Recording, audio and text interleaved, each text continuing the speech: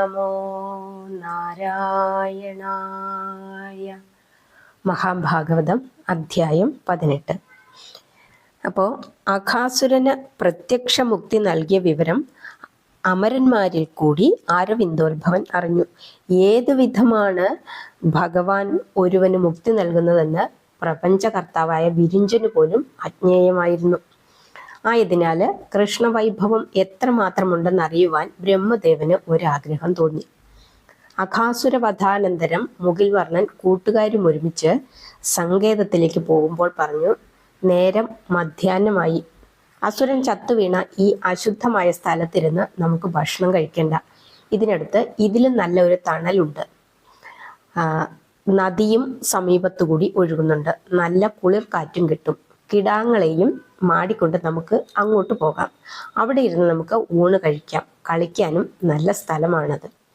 കൃഷ്ണന്റെ അഭിപ്രായത്തോട് ചങ്ങാതിമാർ യോജിച്ചു. എല്ലാവരും കൂടി കന്നുകളെയും കൊണ്ട് അങ്ങോട്ട് തിരിച്ചു. വീട്ടിൽ നിന്നും കൊണ്ടുവന്ന് ഉറികളിൽ കെട്ടിത്തൂക്കിയിരുന്ന ഭക്ഷണ പൊതികളും അവർ കയ്യിലെടുത്തു. കൃഷ്ണൻ നിർദ്ദേശിച്ച സ്ഥലത്ത് ചെന്ന് കിടാങ്ങളെ മേയാൻ വിട്ടതിന് ശേഷം ഒരു പന്തലിച്ച മരത്തിന്റെ തണലിൽ വന്നിരുന്ന് അവർ ഭക്ഷണം കഴിക്കാൻ ആരംഭിച്ചു. അവരവരുടെ പൊതികൾ അഴിച്ച് ഭക്ഷണം കഴിക്കുന്നതിനിടയിൽ അവർ പല നേരം പോക്കുകളും പറഞ്ഞുകൊണ്ടിരുന്നു. ഏറ്റവും കൂടുതൽ വെണ്ണയും തൈരും കണ്ണന്റെ ചോറിലാണെന്ന് മറ്റുള്ളവർ പറയുമ്പോൾ എൻ്റെ ചോറിലല്ല, നിങ്ങളുടെ ചോറിലാണ് എന്ന് കൃഷ്ണൻ വാദിക്കും. അങ്ങനെ നാഭിയിൽ ഓടക്കുഴലും തിരുകി കക്ഷത്തില് കാലിക്കോലും ഒക്കെ വെച്ച് നളിന നയനൻ നടുവിലിരുന്നതിനാൽ ചുറ്റും ഇരുന്നവർക്ക് കണ്ണന്റെ ചോറും കറികളും എല്ലാം കാണാമായിരുന്നു.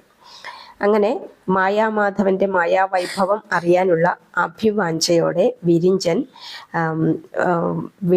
വിണ്ടല നിവാസികളും ഒരുമിച്ച് ആ സമയം ആകാശത്ത് സഞ്ചരിച്ചുകൊണ്ടിരുന്നു. വൈകുണ്ഠപതിയായ മഹാവിഷ്ണുവിന്റെ കൃഷ്ണാവതാരത്തിന് മുമ്പുള്ള എല്ലാ അവതാരങ്ങളുടെയും അതിസൂക്ഷ്മ മഹത്വങ്ങളും മഹാത്മ്യങ്ങളും മലർമകൻ നേരിൽ കണ്ടറിഞ്ഞിട്ടുണ്ട്. പൂർണ്ണാവതാരമായ കൃഷ്ണന്റെ മഹിമ അതിന്റെ പൂർണ്ണ രൂപത്തിൽ പുഷ്കര സംഭവന് ഗ്രഹിക്കാൻ കഴിഞ്ഞിട്ടില്ല. പാപിയായ അഘാസുരന് പ്രത്യക്ഷ മോക്ഷം നൽകിയപ്പോഴാണ് അജ്ഞേയമായ കൃഷ്ണവൈഭവം നേരിട്ട് കാണുകയും അതോടൊപ്പം ഒരു പരീക്ഷണം നടത്തുകയും വേണമെന്നുള്ള അഭിലാഷം പങ്കജോത്ഭവനിൽ അങ്കുരിച്ചത്. അങ്ങനെ ഗോവത്സങ്ങൾ മേയുന്ന സ്ഥലം കാണത്തക്ക വിധത്തിലാണ് ഗോപാല ബാലന്മാർ ഭക്ഷണം കഴിക്കാനിരുന്നത്. തൻ്റെ മായ കൊണ്ട് ഈ ഗോവത്സങ്ങളെ മറച്ചാൽ കൃഷ്ണൻ അതെങ്ങനെ പരിഹരിക്കുമെന്ന് കാണാമല്ല എന്ന ഒരു അഹങ്കാര ചിന്ത കമലാസനന്റെ കരളിൽ ഉദിച്ചു. അതനുസരിച്ച് മേഞ്ഞുകൊണ്ടിരുന്ന പശുക്കിടാങ്ങൾ ഓരോന്നോരോന്നായി കണ്ടുകൊണ്ടിരിക്കെ മറയാൻ തുടങ്ങി. അത് കണ്ട് പരിഭ്രാന്തരായ ബാലന്മാർ, കൃഷ്ണ, നമ്മുടെ കൺമുമ്പിൽ മേഞ്ഞുകൊണ്ടിരുന്ന കിടാങ്ങളെ ഒന്നിനെയും കാണുന്നില്ല. ഇത്ര വേഗം അതുങ്ങൾ എങ്ങോട്ട് പോയി? ഞങ്ങളുടെ കൺമുമ്പിൽ വെച്ചാണ് അവ ഓരോന്നോരോന്നായി മറഞ്ഞത്. ഇതെന്തൊരു കളി? ഞങ്ങളൊന്ന് പോയി അന്വേഷിക്കട്ടെ എന്ന് പറഞ്ഞ് ഊണ് നിർത്തി എഴുന്നേക്കാൻ ഭാവിച്ചപ്പോൾ അളിവർണ്ണൻ പറഞ്ഞു, വേണ്ട, നിങ്ങൾ ആരും പോകണ്ട, ഞാൻ പോയി അന്വേഷിക്കാം. പുല്ലധികമുള്ള സ്ഥലം നോക്കി എവിടെയെങ്കിലും മാറി നിൽക്കുന്നുണ്ടാകും. ഊണിന്റെ രസം കൊണ്ട് അവ പോയത് ശരിയായി നാം കണ്ടിട്ടില്ലെന്നേ ഉള്ളൂ. നിങ്ങൾ സുഖമായിരുന്ന് ഊണ് കഴിച്ചോളൂ, ഞാൻ പോയി അന്വേഷിക്കാം എന്ന് പറഞ്ഞു. മുരളീധരൻ ഇടത്തെ കയ്യിൽ ബാക്കി വന്ന ചോറും കറിയുമുള്ള പൊതിയും എടുത്ത് വലത്തെ കൈകൊണ്ട് അത് വാരി കഴിച്ചുകൊണ്ട് അവിടെ നിന്നും പുറപ്പെട്ടു. ഗോവത്സങ്ങൾ നിന്ന സ്ഥലവും പരിസരങ്ങളും ചുറ്റി നടന്ന് പരിശോധിച്ചു. ഒരു പശുക്കുട്ടിയെ പോലും അവിടെ എങ്ങും കാണാൻ കഴിഞ്ഞില്ല. പശുക്കൾ അവിടെ പ്രവേശിച്ച കുളമ്പടിപ്പാടുകൾ പോലുമില്ല.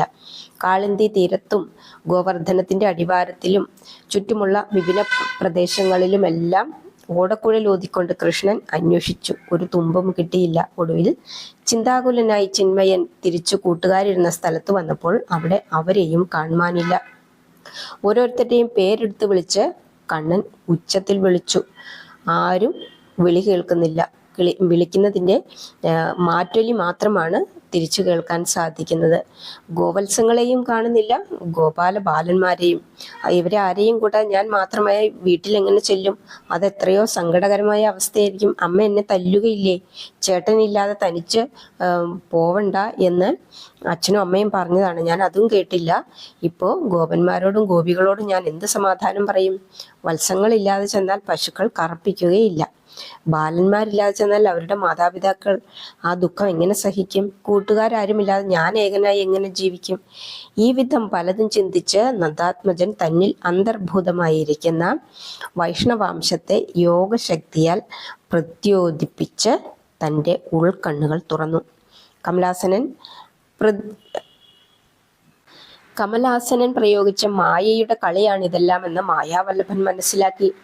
ഈ ബ്രഹ്മമായയ്ക്ക് മറുമരുന്ന് തന്നിലുള്ള വിശ്വപ്രകൃതിയായ വിഷ്ണുമായയല്ലാതെ മറ്റൊന്നുമില്ലെന്ന് കണ്ട് മല്ലേക്ഷണൻ തൽക്ഷണം തന്നെ ആ വിശ്വമോഹിനിയായ മായയെ പ്രസരിപ്പിച്ച് എത്ര പശുക്കുട്ടികളും എത്ര ബാലന്മാരും മറയ്ക്കപ്പെട്ടുവോ അത്രയും ഗോവത്സങ്ങളെയും അതേ പ്രായത്തിലുള്ള അത്രയും ഗോപാല ബാലന്മാരെയും അതേ ആകൃതിയിലും പ്രകൃതിയിലും പ്രായത്തിലും ശബ്ദത്തിലും ചലനത്തിലും ചേഷ്ടകളിലും അംഗസാമ്യങ്ങളിലും ഒരു വ്യത്യാസവുമില്ലാതെ തൽക്ഷണം തന്നെ സൃഷ്ടിച്ചു.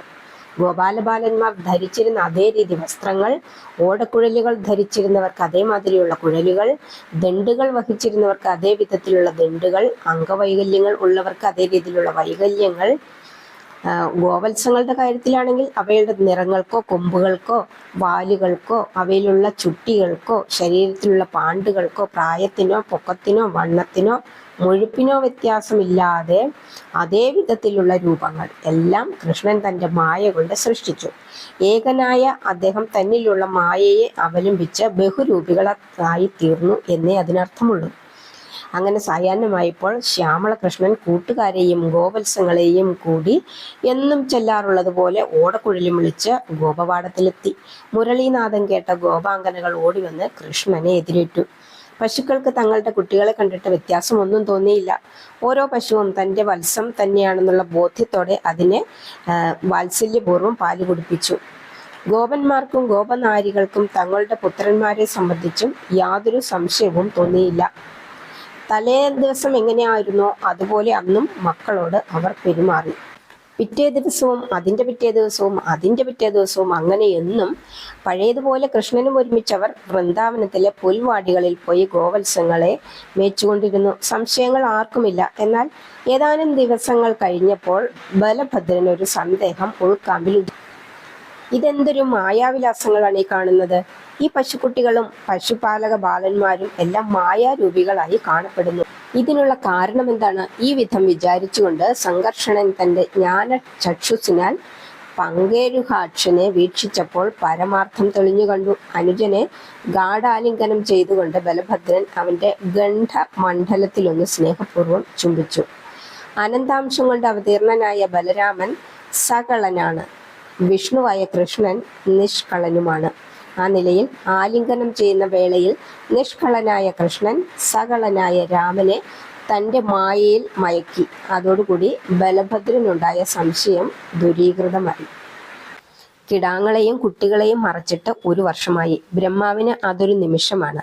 താൻ മറച്ചുവെച്ച ഗോവത്സങ്ങളുടെയും ബാലന്മാരുടെയും സ്ഥിതി എങ്ങനെയാണെന്നറിയുവാനായിട്ട് വിധാതാവ് വിഹായസിൽ നിന്നുകൊണ്ട് വൃന്ദാവനത്തിലേക്ക് ഒന്ന് വീക്ഷിച്ചു. താൻ മറച്ചുവെച്ച ബാലന്മാർക്കും ഗോവത്സങ്ങൾക്കും പകരം അതേ രൂപസാദൃശ്യങ്ങളോട് കൂടിയ അത്രയും കുമാരന്മാരും പശുക്കുട്ടികളും നന്ദനന്ദനന്റെ സമീപത്ത് നിൽക്കുന്നു. ബ്രഹ്മാവ് ആകെയൊന്ന് പകച്ചു. താൻ കൃഷ്ണനെ പരീക്ഷിക്കാൻ പ്രയോഗിച്ച മായയ്ക്ക് പകരം താനാണിപ്പോൾ മായയാൽ മോഹിക്കപ്പെട്ടിരിക്കുന്നത് എന്നുള്ള വിചാര വികല്പത്തോടെ വിരിഞ്ചൻ വീണ്ടും ഒന്നുകൂടി നോക്കി. സാരസോത്ഭവന് സംഭ്രമം തോന്നുമാറ് ആ ഗോപാലബാലന്മാരും ഗോവത്സങ്ങളുമെല്ലാം വിഷ്ണു രൂപികളായി കാണപ്പെട്ടു.